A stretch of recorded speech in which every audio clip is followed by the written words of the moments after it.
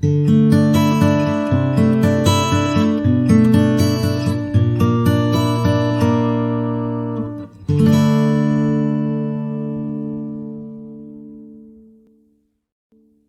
무엇을 위해 살았는가? 제5편.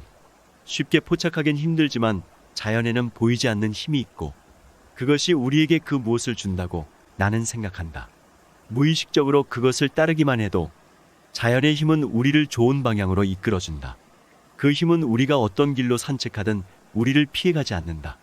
삶의 올바른 길이 있지만 우리는 부주의와 어리석음 탓에 자꾸만 잘못된 길로 접어든다. 자연의 힘은 현실적인 입장에서라면 선택하지 않았을 길을 기꺼이 선택하게도 만든다. 그 길이 우리의 마음속 이상적인 세계에서 우리가 여행하고 싶어하는 길이기 때문이다. 즉, 내재되어 있는 나의 결이기 때문이다. 그럼에도 우리의 생각 속에 뚜렷한 지침이 없다 보니 방향을 선택하기 어렵다는 사실을 이따금씩 느끼게 된다. 나는 자연의 본질을 마주하고 싶다. 자연 속내의 행동 형식을 알고 싶다. 자연에 대한 내 관심은 워낙 강력하여 다른 무엇에 비할 바가 아니다. 예컨대 봄에 일어나는 아지랑이 등 여러 현상들을 알기 위해 최대한 노력을 쏟기도 했다. 이렇게 나는 하늘 전체와 땅 전체에 대해 빠짐없이 알고 싶다. 자연의 진리를 알고 싶은 것이다. 자연을 생각하면서 내가 일종의 경계적 삶을 살고 있다는 생각을 할 때가 있다. 나는 경계에 머물면서 가끔씩 일시적으로만 자연이라는 세계에 진입한다. 자연적이라고 부를 수 있는 삶에 이를 때까지 나는 기꺼이 도깨비불이라도 따라갈 것이고 상상할 수 없을 만큼 험한 수렁과 진창길이라도 통과할 용의가 있다. 그러나 달빛과 반딧불이 내게 그 삶에 이르는 길을 가르쳐주는 것은 아니다. 자연이라는 것은 너무나 넓고 보편적인 존재여서 그 모습이 쉽게 파악되는 법이 없다. 인간이 묻는 질문에도 대답하지 않는다. 자연은 이미 오래전에 그렇게 하기로 정해놓은 것이다. 울창한 숲의 한 구석에 잔뜩 웅크린 채 불안한 눈빛으로 주위를 응시하는 맹수를 상상해보라. 몸 이곳저곳에 깊이 파인 생채기를 신경 쓸 겨를도 없이 자신의 고달픈 처지를 온몸으로 받아들이는 그런 야수 말이다. 1850년대쯤 나 소로의 눈에 포착된 자연은 아마도 그런 모습이었을 것이다. 산업혁명이란 이름의 거대한 폭력에 200~300년 동안 시달리면서 자신의 슬픈 운명을 감내해야 했던 자연을 바라보며 나는 분노와 연민을 동시에 품었다. 그러나 나는 절망하지 않는다. 태고의 시절부터 온갖 역경을 이겨낸 자연의 야성이 쉽게 사그라지지 않을 것이라고 생각하기 때문이다. 상상을 절망할 만큼 끈질기고 집요한 자연의 야성이 그 모든 고초를 이겨내고 다시 강력한 에너지를 내뿜으리라 굳게 믿고 있기 때문이다. 그 에너지로 자신의 생존을 위협한 문명의 폭력성을 이겨내고 나아가 이 세계의 자기 파괴적 속성을 제어할 수 있으리라 확신하기 때문이다. 이 세계를 보존하기 위한 방법은 야성이 있다. 최고의 생명은 최고의 야성이다. 헨리 데이비드 소로우는 그렇게 야성의 복권과 문명의 반성을 동시에 촉구하면서 깊은 숲 한 구석에 불쌍하게 웅크리고 있던 맹수를 애정 어린 눈으로 쳐다본다. 한때는 쓰러졌으나 어찌할 수 없는 야성의 힘으로 다시 일어나 울창한 숲을 다시 활보하려는 그 강한 눈빛의 맹수를 바로 헨리 데이비드 소로의 눈빛이다. 소로는 자신이 현대 문명에서 벗어나 과학기술에 기대지 않고도 살 수 있는지 알아보고 싶었다. 그가 피신한 것은 번잡한 생활을 피해 숲속에서 느긋하게 쉬기 위해서가 아니었다. 깊이 있는 삶을 통해 삶의 정수를 모두 빨아들이기 위해 그곳에 자리를 잡았다. 내가 숲속으로 들어간 이유는 깨어있는 삶을 살기 위해서였다.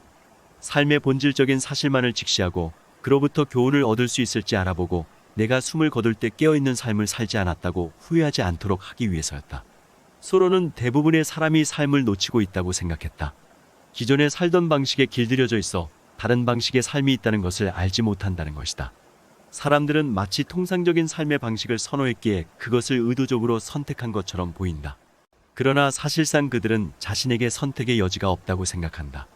호숫가 오두막에서 얼마간 지낸 뒤 소로는 사뭇 다른 생활 양식을 찾아냈다. 우선 살아가는 데 필요한 물건은 실제로 아주 적다. 얼마나 많은 물건을 가질 수 있는지가 아니라 얼마나 적은 물건으로도 살아낼 수 있는지가 관건이다. 전통적인 의미에서의 노동 또한 불필요하다.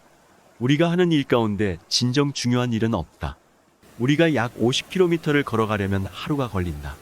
그런데 그 거리를 기차로 여행하는 비용을 벌려면 하루 이상을 일해야 한다. 기차를 타는 대신 걸으면 자연 풍광을 볼 수 있을 뿐 아니라 명상의 시간도 얻을 수 있다. 시간은 모름지기 그런 데에 써야 한다. 소로에 따르면 과학기술 역시 불필요한 경우가 많다. 발명품의 실용성을 외면하는 것은 아니지만 이것이 개인의 행복과 관련된 문제를 해결할 수 없다고 경고한다.